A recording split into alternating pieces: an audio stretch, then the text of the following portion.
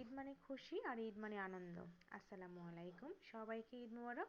কুরবানি ঈদে আনন্দ হয় গরু কাটার মধ্য দিয়ে। তো একটা গরু কিনা, তারপর জবাই করা, তারপর সবাই মিলে সেই গরুটা হচ্ছে বানানো, মাংস কাটা, এটার মধ্যে আলাদা একটা মজা রয়েছে। আর ভিতরে গরুটা হচ্ছে বানালে মেয়েরা সবাই মিলে গরুটা বানাতে পারে। তো এই যে আমরা মেয়েরা সবাই মিলে মাংসটা হচ্ছে কেটে নিচ্ছি, আর নিজের হাতে মাংস কেটে রান্না করার মজাটাই কিন্তু আলাদা। তো আজকে আমি পুরো মাংস আমি আর আমার ভাবি মিলে হচ্ছে কেটেছি। তারপরে চলে আসলাম রান্না করার জন্য। তো এখানে হচ্ছে প্রায় আমি অনেকটা মাংস নিয়েছি, প্রায় আনুমানিক 5-7 কেজি মাংস হবে। তো আমি ঠিক অনুমান করতে পারছি না, আমি আনুমানিক এটা বললাম। এরকম হতে পারে, আবার কমও হতে পারে। তো মাংসগুলো আমি একটু ছোট সাইজ করে কেটে নিয়েছি, এখানে হাড় চর্বি সব দিয়ে নিয়েছি। তারপরে মাংসগুলো খুব ভালো করে ধুয়ে আমি আরেকটা পাতিলে আমি নিয়ে নিলাম। তারপর এখানে বেশ কিছুটা পেঁয়াজ বাটা, রসুন বাটা, আদা বাটা, তারপর জিরা বাটা দিয়ে নিলাম।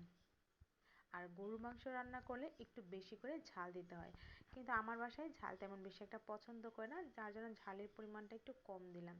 আমি 3 চামচ হলুদের গুঁড়া, 2 চামচ মরিচের গুঁড়া আর 3 চামচ ধনিয়ার গুঁড়া দিয়ে নিলাম।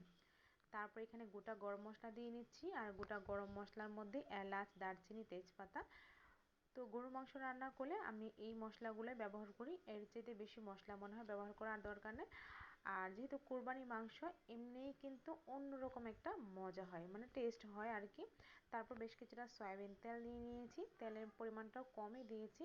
এখন হাত দিয়ে খুব ভালো করে মাখিয়ে নিচ্ছি। আর গরুর মাংসটা আমি কুরবানির সময় রান্না করলে বেশিরভাগ সময় আমি হচ্ছে হাত দিয়ে মাখিয়ে রান্না করি। শুধু আমি না, আমার মনে হয় প্রত্যেকটা গৃহিণী মনে হয় হাতে মাখিয়ে কুরবানি মাংস রান্না করে। এটার মধ্যে আলাদা একটা মজা হয়, আলাদা একটা মানে ভালো লাগা কাজ করে। তো মাংসটা খুব ভালো করে মাখিয়ে আমি চুলায় বসিয়ে দিলাম, ঢাকনা দিয়ে ঢেকে আমি প্রায় আধা ঘন্টার মতো রান্না করব। তারপর মাঝে মাঝে একটু উল্টিয়ে পাল্টিয়ে দেবো যদি নিচে লেগে যায়। আর এখানে কোনো প্রকারের পানি দেব না। তো মাঝখানে আমি বেশ কয়েকবার আমি নেড়ে চেড়ে দিয়েছি। তো এখন আবার একটু নেড়ে চেড়ে দিচ্ছি। তো মাংসটা প্রায় আমার সেদ্ধ হয়ে গেছে। এরপর যে চুলার আঁচটা কমিয়ে তারপর বাকি রান্নাটা আমি করে নিচ্ছি।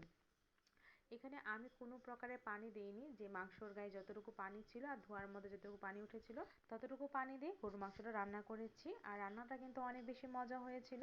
তো রান্না হচ্ছে হতে না হতেই কিন্তু চুলা থেকেই কিন্তু খাওয়া দাওয়া শুরু হয়ে গেছে।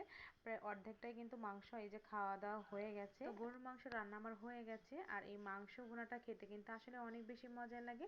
তো আজকে আমি পোলাও দিয়ে মাংসটা খেয়েছিলাম, আলহামদুলিল্লাহ অনেক বেশি মজা লেগেছে।